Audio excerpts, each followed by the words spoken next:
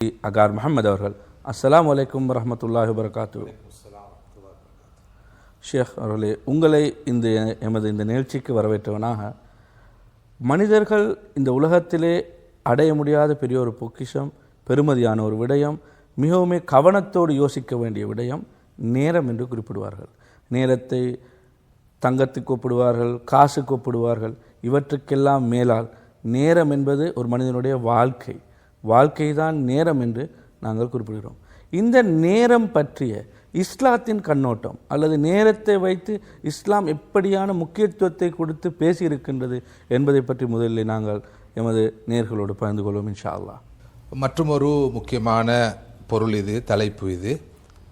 இன்று ஒப்பீட்டு ரீதியில் உலகில் நடைபெறுகின்ற சமூக விரோத செயல்களில் அல்லது குற்றச்செயல்களில் குறிப்பிடத்தக்க ஒரு குற்றச்செயலாக நேரத்தை வீணடிப்பதை குறிப்பிட்டால் அது பிழையாக இருக்க மாட்டாதுன்னு நான் நினைக்கிறேன். சமூகத்தில் எல்லோரும் செய்கிற குற்றச்செயல். மார்க்க கண்ணோட்டத்தில் பாவம் என்று சொல்லலாம், சட்ட கண்ணோட்டத்திலே இதனை ஒரு குற்றம் என்று சொன்னால் அது பிழையாக இருக்க மாட்டாது. பொருள் விரயத்தை விட நேரத்தை விரயம் செய்வது ஒரு கொடுமை, ஒரு தீமை, ஒரு பாவம், ஒரு குற்றச்செயல். ஆயுள் மிகவும் பெருமதியானது, காலம் மிகவும் பெருமதியானது, நேரம் மிகவும் பெருமதியானது. நீங்கள் குறிப்பிட்டது போல காலத்தை, நேரத்தை பலர் பணம் என்று சொல்வார்கள், இன்னும் சிலர் அதனை பொன் என்று சொல்வார்கள். இந்த ரெண்டு நிலையை மிகைத்து காலம்தான் வாழ்க்கை, நேரம்தான் வாழ்க்கை. ஒருவர் காலத்தை நேரத்தை வீணாக்குகிறார் என்று சொன்னால் அவருடைய ஆயுளை, அவருடைய வாழ்க்கையை வீணாக்குகிறார் என்று நீங்கள் குறிப்பிட்ட கருத்து இஸ்லாத்துடைய கருத்து. இஸ்லாம் இந்த கருத்தை வலியுறுத்துகிறது. குர்ஆனை நீங்கள் மேலோட்டமாக பார்க்கின்ற போதே இந்த காலத்துக்கும் நேரத்துக்கும் அது எந்த அளவு தூரம் முக்கியத்துவம் கொடுத்திருக்கிறது என்பதை காண முடியும். மிகவும் பரிச்சயமான சூரா சூரத்துல் அஸ்ர். அல்லாஹ் இந்த சூறாவிலே காலத்தின் மீது நேரத்தின் மீது சத்தியம் செய்கிறான். படைத்த இறைவன் காலத்தின் மீது நேரத்தின் மீது சத்தியம் செய்கிற அளவுக்கு காலம் நேரம் மிக மிக பெருமதியானது. நேரத்தை பற்றி நாம் அறிந்து கொள்ள வேண்டிய அடிப்படையான 2 உண்மைகள் இருக்கின்றன. ஒன்று, நேரம் மிக வேகமாக ஓடிக்கொண்டிருக்கிறது. இரண்டாவது, கழிந்த காலம் நேரம் மீண்டு வர மாட்டாது. எனவே அந்த வகையில் மனிதர்கள் பெற்றிருக்கிற வளங்களில், செல்வங்களில் மிக பெருமதியானது அவர்களிடம் இருக்கிற எஞ்சியிருக்கிற ஆயுள், எஞ்சியிருக்கிற காலம், நேரம். எனவே இன்றைய உலக பார்வையில் என்ஜாய் த மோமெண்ட் என்று சொல்வார்கள். நீ ஒவ்வொரு நிமிடத்தையும் அனுபவி ராஜா, அனுபவி என்று. ஆனால் இஸ்லாமிய கண்ணோட்டத்தில் காலத்தை, நேரத்தை, ஒவ்வொரு கணப்பொழுதையும் மனிதன் அனுபவிப்பதல்ல, ஒவ்வொரு கணப்பொழுதையும் மனிதன் யூட்டிலைஸ் பண்ண வேண்டும், இன்வெஸ்ட் பண்ண வேண்டும், அதனை முழுமையாக பயன்படுத்த வேண்டும், அதனை முதலீடு செய்ய வேண்டும். நீங்கள் இன்வெஸ்ட் பண்ண வேண்டும் என்று சொன்னதனால் இன்னொரு பார்வையை சொல்கிறேன். சூரத்துல் அஸ்ர் என்ற இந்த அல் குர்ஆன் அத்தியாயம் 2 வகையான மனிதர்களை பற்றி சொல்கிறது. ஒரு சாரார் தமது ஆயுளை நுகர்பவர்கள், தமக்கு கிடைத்திருக்கிற நாட்களை, மணி நேரங்களை, நிமிடங்களை, கணப்பொழுதுகளை நுகர்ந்து முடிப்பவர்கள். இன்னொரு சாரார் தமக்கு கிடைத்திருக்கிற ஆயுளை, காலத்தை, நேரத்தை, மணி நேரங்களை, நிமிடங்களை, கணப்பொழுதுகளை முதலீடு செய்பவர்கள். சூரத்துல் அஸ்ர் சொல்கிறது, யார் நஷ்டவாளி என்றால் காலத்தை, நேரத்தை, தனக்கு கிடைத்திருக்கிற ஆயுளை நுகர்ந்து முடித்தவன், கன்சியூம் பண்ணி முடித்தவன். யார் புத்திசாலி என்றால், யார் வெற்றியாளர் என்று சொன்னால் தனக்கு கிடைத்திருக்கிற ஆயுளை உச்ச நிலையில் பயன்படுத்தும் நோக்கத்தோடு அதனை முதலீடு செய்தவன் கண்டிப்பாக லாபத்தை பெறுவான். நுகர்ந்து முடித்தவன் எந்த லாபத்தையும் பெற மாட்டான். எனவே கை சேதப்பட வேண்டிய நிலைமை வரும். ஒவ்வொரு மனிதனுக்கு முன்னால் இருக்கிற ஆகப்பெரிய சவால் என்னவென்றால், எனக்கு கிடைத்திருக்கிற ஆயுளை, காலத்தை, நேரத்தை நான் எப்படி வீணாக நுகர்ந்து முடிக்காமல் இதனை உச்ச நிலையில் பயன்படுத்துவது, முதலீடு செய்வது என்பதுதான். இஸ்லாம் இதனை மிக அதிகமாக வலியுறுத்துகிறது. குர்ஆன் இதனை அதிகமாக வலியுறுத்துகிறது. நீங்கள் குர்ஆனை பார்த்தால் அல்லாஹு தஆலா ஒரு நாளுடைய ஒவ்வொரு பொழுதையும் குறிப்பிட்டு அதன் மீது சத்தியம் செய்கிறான். படைத்த இறைவன் சத்தியம் செய்கிற அளவுக்கு அந்த நேரம் மிகவும் முக்கியத்துவம் வாய்ந்தது. வல் ஃபஜ்ர், காலை பொழுதின் மீது சத்தியமாக. வன் நஹாரிதா தஜல்லா, பகல் பொழுதின் மீது சத்தியமாக. வல் லைலிதா யக்ஷா, இரவின் மீது சத்தியமாக. வத்துஹா, பகற்பொழுதுக்கும் காலை பொழுதுக்கும் இடைப்பட்ட அந்த முற்பகலின் மீது சத்தியமாக. அதாவது ஒரு நாளின் ஒவ்வொரு பகுதியின் மீது இறைவன் சத்தியம் செய்து எமது கவன ஈர்ப்பை பெறுகிறான். அதாவது இந்த காலை வேளை எவ்வளவு முக்கியத்துவம் வாய்ந்தது, இந்த முற்பகல் எவ்வளவு முக்கியத்துவம் வாய்ந்தது, இந்த பகல் நேரம் எவ்வளவு முக்கியத்துவம் வலாசர் என்பதற்கு மாலை பொழுது என்ற ஒரு கருத்தும் இருக்கிறது. மாலை பொழுது எவ்வளவு முக்கியமானது, இரவு நேரம் எவ்வளவு முக்கியமானது. இஸ்லாத்துடைய எல்லா கடமைகளும் நேரத்தோடு தொடர்புபடுத்தப்பட்டிருப்பதை நாம் பார்க்கிறோம். இன்ன சொலாத்த கானத் அலல் முஃமினீன கிதாப மௌகூதா, நிச்சயமாக தொழுகை நேரம் குறிப்பிடப்பட்ட வணக்கமாக காணப்படுகிறது. ஐங்கால தொழுகையை நாம் விரும்பியவாறு தொழ முடியாது, குறிப்பிட்ட நேரத்தில் தான் தொழ வேண்டும். இந்த டைம் பற்றிய கான்ஷியஸ், நேரம் பற்றிய பிரக்ஞை உள்ளவனாக ஒரு இறை விசுவாசி இருக்க வேண்டும். காலையில் எழுந்தவுடன் நேரத்தை பார்க்க வேண்டும். சுபகுடைய நேரம் வந்து விட்டதா, அதானுடைய நேரம் வந்து விட்டதா, தொழுகையுடைய இது வந்து விட்டதா, துஹாவுடைய நேரம் வந்து விட்டதா, பகல் பொழுது நேரம் துஹருடைய நேரம் வந்து விட்டதா, அசருடைய மகரிபுடைய இஷாவுடைய நேரம் வந்து விட்டதா, ஜும்மாவுடைய நாள் வந்து விட்டதா, ஜும்மாவுடைய வேளை வந்து விட்டதா, ரமதானுடைய காலம் வந்து விட்டதா, ஹஜ்ஜுடைய காலம் வந்து விட்டதா. இவ்வாறு ஒவ்வொரு கணப்பொழுது பற்றிய பிரக்ஞையும் உள்ளவனாக ஒரு இறை விசுவாசி இருக்க வேண்டும் என்று மார்க்கம் விரும்புவதை குர்ஆனில் மிக தெளிவாக பார்க்கிறோம் அல்லவா? உண்மையில் நீங்கள் சொன்னது போல் இந்த தொழுகையோடு தொடர்புபடுத்துவது என்றால் நேர முகாமைத்துவம், டைம் மேனேஜ்மெண்ட்லேயே ஒன்றை குறிப்பிடுவார்கள், பங்க்சுவாலிட்டி என்று. எதையும் செய்ய வேண்டிய நேரத்திற்கு செய்வது. எனவே இந்த ஐங்கால தொழுகையாக இருக்கலாம் அல்லது ஏனைய இந்த கால ஓட்டத்தோடு சம்பந்தப்பட்ட விடயங்கள் எல்லாம் பங்க்சுவாலிட்டியோடு தொடர்பட்டிருக்கின்றது. ஆனால் கவலைக்குரிய விடயம், நாங்கள் எல்லோரும் ஒத்துக்கொள்ள வேண்டும், எமது நாடு குறிப்பாக எமது சமூகத்தினர் இதில் மிகவும் பலவீனமானவர்கள். நிச்சயமாக நான் ஒரு விதத்தில் சந்தோஷம் அடைகின்றேன். இந்த தலைப்பை உங்களோடு கலந்துரையாடும் போது உண்மையிலேயே மிகவும் பொருத்தமான ஒருவருடன் நான் இது நேரடியாக உங்களுடன் முகஸ்துதிக்காக பகிர்ந்து கொள்வதல்ல, பல போது நாங்கள் எமக்குள்ளே வியந்த ஒரு விடயம், நேரத்திற்கு பல சொல்லிலுக்கு முன்னால் எவ்வாறு இவர் இதை மெயின்டைன் பண்ணுகிறார் என்று. நாங்களும் இவற்றிலிருந்து நிறைய படிப்பினை பெற இருக்கின்றது. எனவே பங்க்சுவாலிட்டி என்பது மிக முக்கியமான ஒரு விடயம். அதே போலத்தான் இந்த நேர முகாமைத்துவம் அல்லது நேரத்தை பற்றிய கரிசனை, கன்ஷியஸ்னஸ் என்று சொல்லுவோம். இதிலே அடுத்த கட்டமாக இந்த நேரத்தை வீணடித்தல் என்ற ஒரு விடயம் இருக்கின்றது. வேஸ்டாக நீங்கள் குறிப்பிட்டீர்கள், இன்வெஸ்ட் பண்ணுவது என்பது முதலீடாக பயன்படுத்துகிறோம், கன்சியூம் பண்ணுகிறோம், நுகர்கிறோம், வீணடிக்கின்றோம். இது மிகவும் பரவலாக இருக்கின்றது. அதுவும் இந்த நவீன காலத்திலே, தொழில்நுட்ப விருத்தியுடன் இருக்கின்ற காலத்திலே, முன்பிருந்த எமது மூதாதையர்களுக்கு இருந்த பொழுதுபோக்குகளோடு ஒப்பிடும்போது, எமக்கு இருக்கின்ற பொழுதுபோக்குகளோடு ஒப்பிடுகின்ற போது நேரம் வீணடிக்கப்படுகின்றது. நேரத்தை பற்றிய கவனம் கருத்தில் கொள்ளப்படாமல் காலம் அப்படியே செலவழிக்கப்படுகின்ற ஒரு விடயத்தை நாங்கள் காணுகின்றோம். இது தொடர்பில் நான் நினைக்கின்றேன் எமது சமூகம் மீண்டும் மீண்டும் ஞாபகப்படுத்தப்பட வேண்டும் என்று. இது பற்றி உங்களுக்கு கருத்து? உண்மையில் மிக விரிவாக பேசப்பட வேண்டிய ஒரு தலைப்பு இது. சமூக மாற்றத்தை பற்றி சிந்திக்கிற போது, ஒரு புதிய கலாச்சாரத்தை சமூகத்துக்கு அறிமுகப்படுத்த வேண்டும் என்று சிந்திக்கிற போது, ஆரம்பமாக முதன்மைப்படுத்தி முன்னுரிமைப்படுத்தி முக்கியத்துவப்படுத்தி பார்க்க வேண்டிய ஒரு விஷயத்தை தான் இங்கு நாம் பேசிக்கொண்டிருக்கிறோம். முதலாவது, இந்த சமூகம் ஒரு உருப்படியான சமூகமாக வர வேண்டும் என்றால், இந்த நாட்டில் வாழ்கிற மனிதர்கள் ஒரு ஒரு ஒரு உருப்படியான நாட்டவர்களாக மாற வேண்டும் என்றால், இந்த நாடு முன்னேற வேண்டும் என்றால், நமது சமூகம் முன்னேற்றம் காண வேண்டும் என்றால், முதலாவது வர வேண்டிய பண்புகளில் ஒன்றுதான் இந்த பங்க்சுவாலிட்டி, நேரத்துக்கு வேலை செய்யும் தன்மை. ஆனால் இன்று இந்த நிலைமை இவ்வளவு மிக மோசமான நிலையை நோக்கி போய்கொண்டிருக்கிறது என்றால், ஒரு பக்கம் நீங்கள் குறிப்பிட்டது போல நேரம் பற்றிய எந்த ஒரு உணர்வுமற்றவர்களாக நாம் இருக்கிறோம். இந்த நேரத்துக்கு வேலை செய்வது பற்றிய எந்த ஒரு கரிசனை நமக்கு கிடையாது. இரண்டாவதாக, கையில் இருக்கிற நேரத்தை, காலத்தை எந்த ஒரு குற்ற உணர்வும் இல்லாமல் நாம் வீணாக்கி கொண்டு இருக்கிறோம். எனவே முதலாவதாக ஒரு சமூகம் முன்னேற்ற பாதையில் செல்ல வேண்டும் என்று இருந்தால் கண்டிப்பாக பழக்கப்பட வேண்டிய ஒரு விஷயம், இந்த சமூகத்திடம் முதலாவது பழக்கமாக வர வேண்டிய விஷயங்களில் ஒன்று நேரத்துக்கு வேலை செய்கிற தன்மை வளர வேண்டும். நாளைக்கு இது இன்றியமையாத ஒன்று. இன்று முன்னேற்றம் அடைந்த நாடுகளை நீங்கள் பார்த்தால், அவரிடம் இருக்கிற முன்னேற்றத்துக்கான காரணிகளை தேடி பார்த்தால், சந்தேகமில்லாமல் அவர்கள் பங்க்சுவலானவர்களாக, நேரத்துக்கு வேலை செய்யும் வழக்கம் உள்ளவர்களாக இருப்பதை மிக தெளிவாக பார்க்க முடியும். எந்த சமுதாயத்திடம் நேரத்தை பற்றிய பிரக்ஞை இல்லையோ, உணர்வு இல்லையோ, அந்த சமூகம் அடுத்த கட்டத்தை நோக்கி நகர்வு என்பது சாத்தியப்படக்கூடிய ஒன்றாக இருக்க முடியாது. இந்த வகையில் தான் மார்க்கம் இதற்கு கூடுதலான முக்கியத்துவத்தை கொடுக்கிறது. ஆனால் கவலைக்குரிய நிலைமை, அந்த தொழுகிறேன் அல்லாவுக்காக, வைக்கோல் தொழுகிறேன் மாட்டுக்காக என்பது போல, அந்த தொழுகையின் நேரங்களை கவனிப்பதில் இருக்கிற கரிசனை, பிறை காண்பதில்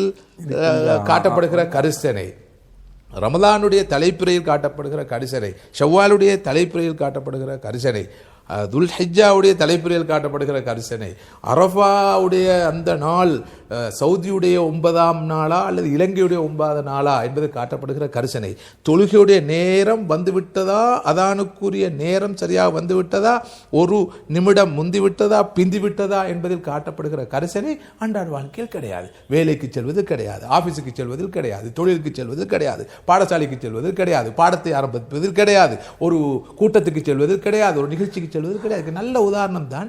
எந்த வகையான ஒரு வெட்க உணர்வும் இல்லாமல் எமது அழைப்புதல்களிலே, வைபவங்களுக்கான அழைப்புதல்களிலே 11:30 மணிக்கு வரும், முற்பகல் 11:30 மணி அல்லது சரியாக பிற்பகல் 12:30 மணி என்று போடுகிறோம். எல்லோருக்கும் நன்கு தெரியும் இந்த 12:30 என்பது சம்பிரதாயமான ஒரு அறிவிப்பில் இடம்பெற்றிருக்க விஷயமே தவிர எவருமே எந்த அளவுக்கு அழைப்பவர்கள் கூட 12:30 அங்கே இருக்க மாட்டார்கள். கவலைக்குரிய விஷயம். நான் நினைக்கிறேன் இதில் பெரியோரு மாற்றம் தேவை, பெரிய குறிப்பிடத்தக்க ஒரு சேஞ்ச் தேவைப்படுகிறது என்ற காலத்துக்கு நேரத்துக்கு வேலை செய்யும் பழக்கத்தை எல்லா வணக்க வழிபாடுகளுக்கு கூட தருகிற இந்த மார்க்கத்திலே நாம் கால நேரத்துக்கு வேலை செய்தவர்களாக இருக்கிறோம். எனக்கு ஒரு நிகழ்வு ஞாபகம் வருகிறது. சில ஆண்டுகளுக்கு முன்னால் நான் ஒரு கல்லூரிக்கு பேச்சாளராக அழைக்கப்பட்டிருந்தேன். சென்றபோது அந்த கல்லூரியின் அதிபர், அவர் ஆங்கில மொழியில் ஈடுபாடு உள்ளவர், மேற்குலக கல்வியை கற்றவர். சுமார் இந்த நிகழ்வுக்கு என்னை அழைப்பதற்கு சில வாரங்களுக்கு முன்னால் என்னோடு இந்த நேர முகாமைத்துவம் பற்றி அதிகமாக பேசினார், பங்க்சுவாலிட்டியை பற்றி அதிகமாக பேசினார், நேரத்துக்கு வேலை செய்வதை பற்றி அதிகமாக பேசினார். அதுக்கு பிறகுதான் இந்த நிகழ்ச்சிக்கு நான் போனேன். நான் குறிப்பிட்ட நேரத்துக்கு போய்விட்டேன். குறிப்பிட்ட நேரத்துக்கு செல்வதை விட சற்று நேர காலத்தோடு செல்கிற வளமையும் பழக்கமும் என்னிடம் இருக்கிறது. முடியுமானவரை போய்விட்டேன். நேரமாகிவிட்டது. இன்னும் அரை மணி நேரம் போய்விட்டது, 1 மணி நேரம் போய்விட்டது. நிகழ்ச்சி நடைபெறவில்லை. பிறகு நான் மேடையில் ஏறிய உடனேயே இந்த நேரம் சம்பந்தமான விவகாரத்தை தான் ஆரம்பமாக பேசினேன். ஆங்கிலேயர்கள் என்று சொன்னால் அவர்கள் நேரத்திலே கவனமாக இருப்பார்கள், இவர்கள் என்று சொன்னால் நேரத்திலே வெளிப்பாக இருப்பார்கள் எல்லாம் சொல்கிறார்கள். என்னை பொறுத்தவரையிலே இவர்கள் அனைவரை விட பள்ளிவாசலில் இருக்கிற முஅத்தின் தான் நேரம் பற்றிய சரியான விழிப்புணர்வு உள்ளவர். என்ன நிலைமை நாட்டில் இருந்தாலும் ஊரில் இருந்தாலும், ஊரடங்கு சட்டம்தான் நடைமுறையில் இருந்தாலும் முஅத்தின் நேரத்துக்கு அதான் சொல்லுவார். மிகச் சரியாக பார்த்து அதான் சொல்லுவார். முஅத்தினை நாம் முன்மாதிரியாக கொண்டாலே போதும், நேரம் பற்றிய உணர்வுள்ளவர்களாக நாம் மாறிவிடுவோம். எனவே நாம் இங்கிலாந்துக்கு செல்ல வேண்டிய அவசியம் இல்லை, அமெரிக்காவுக்கு போக வேண்டிய தேவையும் இல்லை, வெள்ளைக்காரரை பார்க்க வேண்டிய தேவையும் இல்லை, ஜப்பான்காரரை பார்க்க வேண்டிய அவசியம் இல்லை. ஊரிலே இருக்கிற பள்ளிவாசலில் இருக்கிற முஅத்தினை பார்த்தால் போதும். ஆனால் கவலையான விஷயம், முஅத்தினை கூட பார்க்க முடியாது. அந்த முஅத்தின் ஐங்கால தொழுகைகளுக்கு அதான் சொல்வதில் காட்டுகிற கரிசனையை அவருடைய அன்றாட வாழ்க்கை காட்டுவதில். எனவே அவரை முன்மாதிரியாக எடுக்க முடியாத ஒரு துப்பாக்கி மாநில இருக்கிற விஷயங்களை அவரோடு பகிர்ந்து கொண்டவை ஞாபகம் இருக்கிறது. எப்படியாக இருந்தாலும் எல்லாம் ரிச்சுவல்ஸாக மாறி, கிரியைகளாக மாறி, வெறும் ஆட்டங்களாக அசைவுகளாக மாறி, வணக்க வழிபாடுக்கூடிய தத்துவங்கள் தாத்பரியங்களை கூட புரியாத ஒரு சமூகமாக நாங்கள் மாறி இருக்கிறோம். இது ஒரு கவலைக்குரிய ஒரு நிலைமை. இன்று வெளிநாடுகளை பார்த்தால், உதாரணமாக நீங்கள் சிங்கப்பூருக்கு போனால் அல்லது சீனாவுக்கு, பின்னோம் பெரிய நாடான சீனாவுக்கு போனால், இடைப்பட்ட நாட ஜப்பானுக்கு போனால், அவர்கள் நேர விஷயத்தில் எவ்வளவு விழிப்பாக இருக்கிறார்கள் என்றால், இந்த பப்ளிக் டிரான்ஸ்போர்ட் உடைய நேர சூசியை நீங்கள் பார்த்தால், அவர்களுடைய டைம் டேபிளை பார்த்தால் இலங்கையில் போல 12 மணி, 12:30, 12:45, 1 மணி, 2 மணி என்று இருக்காது. மாற்றமாக 12:02, 1:18, 2:12 என்று தான் நேர சூசி இருக்கும் டைம் டேபிள். அந்த சரியாக மிகச்சரியாக 12:11 என்றால் 11:11க்கு அந்த வாகனம், அந்த பப்ளிக் டிரான்ஸ்போர்ட் அந்த இடத்துக்கு வரும். அதுக்கு முன்பும் வராது, அதுக்கு பிந்தியும் வராது. மக்கள் அழகாக அதுக்கு பழக்கப்பட்டிருக்கிறார்கள். ஏன் எங்களிடம் இந்த பழக்கம் இல்லாமல் இருக்கிறது? ஒரு கூட்டத்தை ஆரம்பிக்கும் நேரம் நமக்கு தெரியாது, முடிக்கும் நேரமும் தெரியாது. ஒரு நாளைக்கு 5 வேலைகள் செய்யலாம். இந்த நேர முகாமைத்துவம் இல்லாத காரணத்தினால் டைம் மேனேஜ்மெண்ட்டும் கிடையாது, டைம் கான்சியஸும் கிடையாது, பங்க்சுவலிட்டியும் கிடையாது. இதன் காரணத்தினால் எமது பெருமதியான ஆயுள் நாட்கள் வீணாகி கொண்டிருக்கிற நிலையை நாம் பார்க்கிறோம். இதனால் தான் நாங்கள் எல்லோரும் ஹார்ட் ஒர்க்கர்ஸாக இருக்கிறோம், ஸ்மார்ட் ஒர்க்கர்ஸாக இல்லை. எல்லோரும் கஷ்டப்பட்டு வேலை செய்கிறார்கள், அதற்குரிய பலன் கிடைக்கவில்லை என்று சொல்கிறார்கள். ஆனால் அவர்கள் கச்சிதமான வேலையாளர்களாக இருந்தால் நேரத்தையும் கவனத்தில் கொண்டிருப்பார்கள். நீங்கள் சொன்ன அந்த பங்க்சுவாலிட்டி அல்லது நேரத்துக்கு விடயங்களை செய்வதிலிருந்து அவர்களை தவிர்க்கின்ற விடயங்களும் மிக முக்கியமானவை. இன்று இருக்கின்ற நாங்கள் சாதாரணமாக எடுத்துக்கொள்வோம், இன்று இருக்கின்ற எமது இந்த தொல்லைபேசிகளாக மாறி இருக்கின்றன. இந்த டைம் மேனேஜ்மெண்ட் கூற்றிலே கூறப்படுகின்ற ஒரு விடயம்தான், ஒருவர் ஒரு தொழில் நிமித்தம் ஒரு விடயத்திலே ஆழ்ந்து இருக்கின்ற ஒருவர் ஒரு 3 நிமிட தொலைபேசி அழைப்பால் அவர் டிஸ்டர்ப் பண்ணப்படுவாராக இருந்தால், அவர் அடுத்த வேலையை விட்டுவிட்டு அந்த தொலைபேசிக்கு கவனம் செலுத்துவாராக இருந்தால், அவர் மீண்டும் அந்த வேலைக்கு திரும்பி அதே வேகத்தோடு செய்வதற்கு இன்னும் 10 நிமிடங்களே அவர் செலவழிக்க வேண்டும் என்று கூறப்படுகின்றது. உதாரணத்துக்கு, இந்த அழைப்பை அடைத்தவரிடம் அவர் பேசிவிட்டு வைத்துவிட்டு செய்த வேலையை திரும்ப அவர் ரீகால் பண்ணி அந்த வேலைக்கு வருவதற்கு 3 நிமிடம், அந்த வேலையிலே இருந்த வேகத்தை பெறுவதற்கு 3 நிமிடம், அந்த வேகத்திலே அவர் அடைய வேண்டிய அந்த விட்ட 3 நிமிடங்களுடைய அந்த செய்து முடிப்பதற்கு இன்னொரு 4 நிமிடம் எடுக்குமா? இப்படியா பார்த்தால் கிட்டத்தட்ட ஒரு மணித்தியாலத்திலே 3 நிமிடத்துடைய அழைப்பு 5 வந்தால், பேசிய நேரம் 3 நிமிடம் 15 நிமிடங்களும் ஏனைய 10 நிமிடங்களாக நாங்கள் சொன்னால் ஒரு மணித்தியாலமே கழிந்து விட்டது. ஆனால் பார்த்த பார்வைக்கு நாங்கள் வேலை செய்து கொண்டிருப்போம். இதே போலத்தான் இன்று வந்திருக்கின்ற இந்த நவீன ஊடகம், நியூ மீடியாவும் கூட நான் நினைக்கின்றேன் எங்களை காலத்தை பற்றிய கரிசனை இல்லாமலாக்குவதற்கு மிக முக்கியமாக இருந்திருக்கின்றது.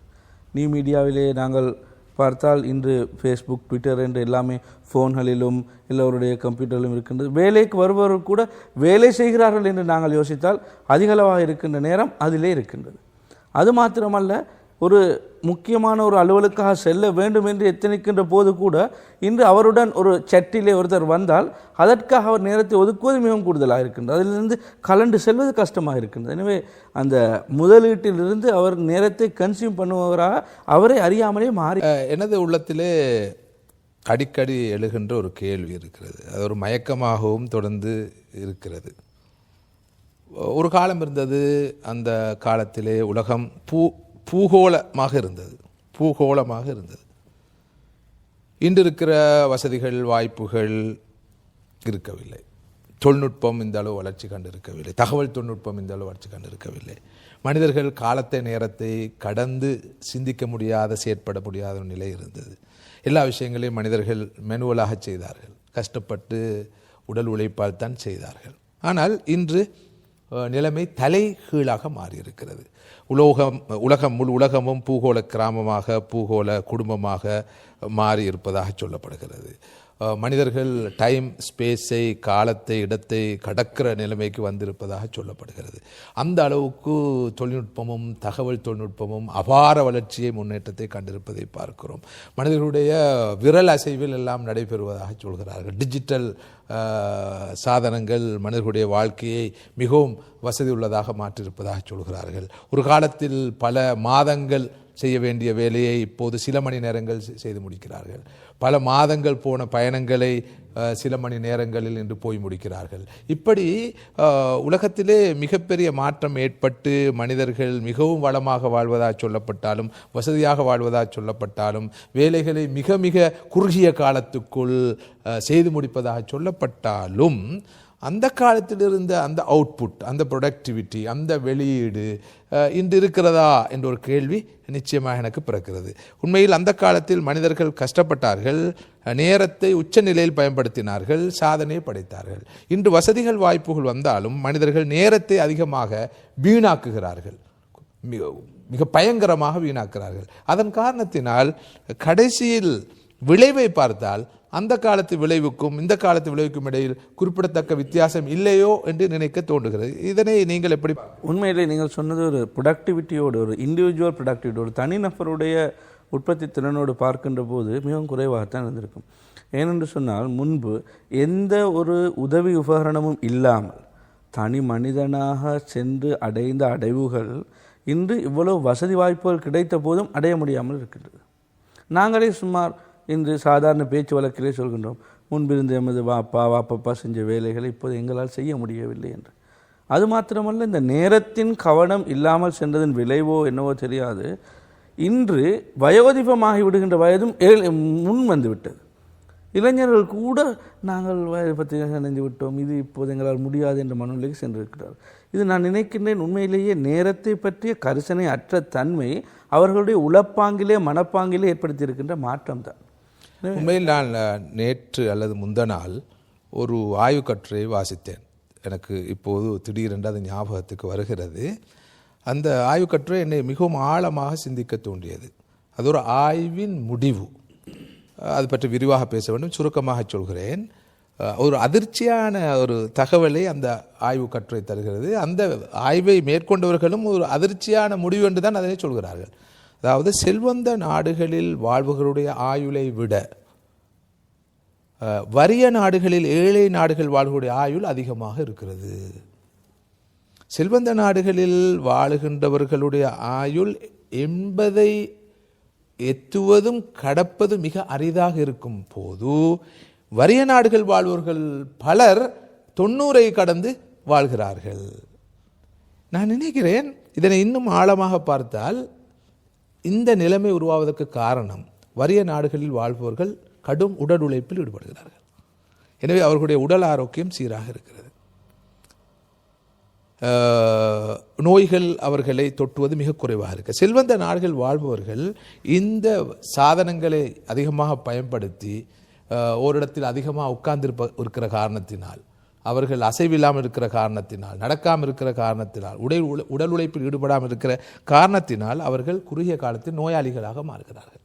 செயற்கையான ஒரு வாழ்க்கையை வாழுகிறார்கள். நேரத்தை அவர்கள் வீணடிக்கிறார்கள், காலத்தை வீணடிக்கிறார்கள், சும்மா இருக்கிறார்கள், உறங்குகிறார்கள், தூங்குகிறார்கள், அளவுக்கு அதிகமான ஓய்வை பெற்றுக் கொள்கிறார்கள். இதன் காரணத்தினால் அவருடைய ஆயுள் குறைந்து விடுகிறது. எனவே தான் நாங்கள் கலந்துரையாடி கொண்டிருப்பது போல இவர் 50 வயதில் சில வேலைகளை சாதித்திருப்பார், ஆனால் 60 வயதில் மரணித்து விடுவார். அடுத்தவர் கொஞ்சமாகத்தான் சாதிப்பார், ஆனால் அவருடைய ஆயுள் அதிகமாக இருக்கிற காரணத்தினால் இறுதியிலே சில போது விளைவுகள் சமமானதாகவோ அல்லது இவரை விட அவருடைய விளைவு அதிகமானதாகவோ இருப்பதற்கான வாய்ப்பு இருக்கிறது. அதனால் தான் நேரத்தை வீணடிப்பவர்கள் ஏதோ ஒரு காரணத்தினால் மன அழுத்தத்துக்கு உட்படுகிறார்கள், மன இறுக்கத்துக்கு உட்படுகிறார்கள், மன தளர்ச்சியினால் பாதிக்கப்படுகிறார்கள், உடல் கோளாறுகளால் பாதிக்கப்படுகிறார்கள், சுகாதார கேடுகளினால் பாதிக்கப்படுகிறார்கள் என்றெல்லாம் இன்று பரவலாக பேசப்படுகிறது. எனவே இன்றைய இந்த முன்னேற்றம், இந்த விஞ்ஞான முன்னேற்றம், இந்த அறிவியல் முன்னேற்றம், இந்த தகவல் தொழில்நுட்பத்தின் முன்னேற்றம் எல்லாம் விரல் நுனியில் இருக்கிறது, விரல் அசைவில் இருக்கிறது என்று சொல்லப்படுகிற அளவுக்கு ஏற்பட்டிருக்கிற இந்த முன்னேற்றம் மனித சமுதாயத்துக்கு உண்மையிலே ஒரு வசதியான வாழ்க்கையை, வளமான வாழ்க்கையை ஏற்படுத்தி கொடுத்திருக்கிறதா என்பது ஒரு கேள்விக்குறியாக தான் இருக்கிறது அல்லவா?